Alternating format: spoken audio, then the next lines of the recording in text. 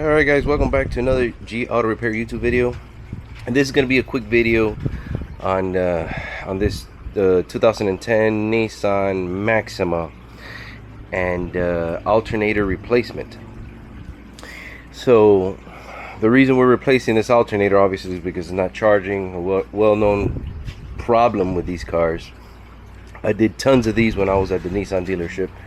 There was a bulletin, especially the Muranos.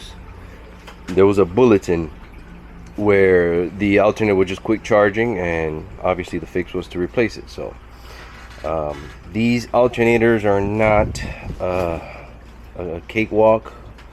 They are a little challenging. So this video is just to kind of give you guys an idea of how to replace it, what route you're going to take if you've never done this before. It's not a step-by-step. I was thinking about doing that, and then I learned really quickly that I'm not gonna have the patience for this. So I said, forget about this. I'm just gonna tell you guys how to do it, and I'm sorry, I'm gonna have to leave you in the high and dry on that one. I apologize, but it is not super difficult once you know what to do and you've done several of them, but it is a challenging and overwhelming if you have never done this before. So like I said, this is being replaced because of a no charge condition. Like I said, they came with a lot of issues in their early days, around 2005 when I was at the dealership. I did tons of these on Muranos. They were just from factory fail. However, in these older ones, the primary cause of death is oil poisoning. As you can see, this old one, see how it's all covered in oil and grease. Okay, that oil starts to make its way through, and it starts to just jack everything up, and eventually it quits working. So if your alternator is covered in oil, you're gonna have to fix that. And it's gonna be the valve cover gasket most of the time right here. As you can see how it's all wet, caked up with dirt, grime, and oily residues. They're going to start leaking from there. They're going to work its way down. It's going to land on the alternator, and it is going to cause a failure sooner or later. So that's going to be the primary cause. Correct that, because if not, your new alternator could fail within a short period of time. So I will let the customer know about this. I didn't notice this earlier, obviously, because that was this Saturday was kind of crazy for me. So I did the troubleshooting real quick, and I did look the top of the alternator, and from my angle, and obviously got all this crap in the way, I didn't see it, and I still had the cover on there as well, so I didn't see that till I pulled the cover out, and it didn't shock me at all. So I should have known from right the get-go. All these cars are always leak from there. So obviously what you're going to do is you're going to remove the tire. You're going to remove this.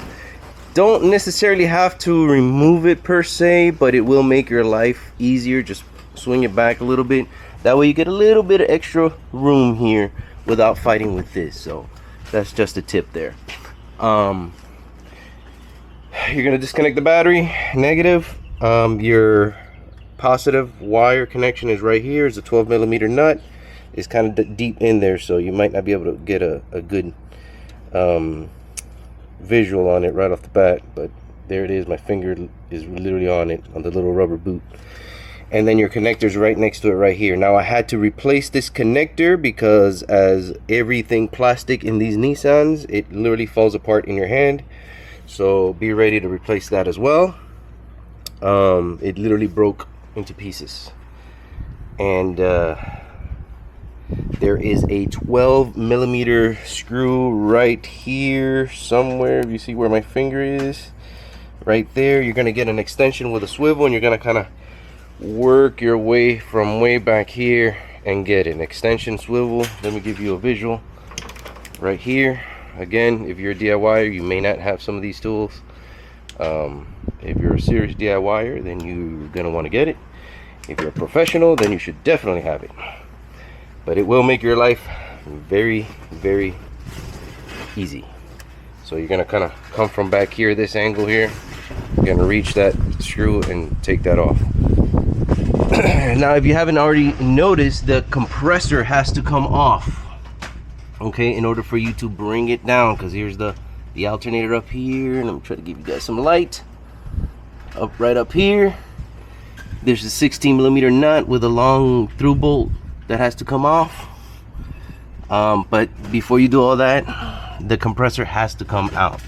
So you're gonna have to recover the refrigerant, disconnect the compressor, the two 10mm screws.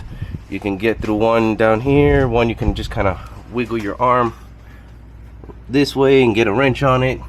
You know, think outside the box. Just don't strip them, please, because then you're gonna be hating life. Don't round them off either. You're gonna be hating life.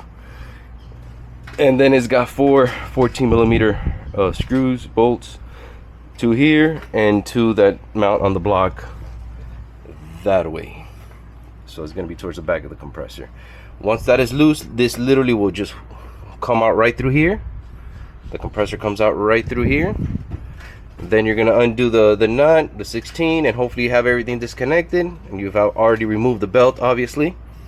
And then the alternator is gonna drop down here and come out right through the same hole. So you got to get one to get the other.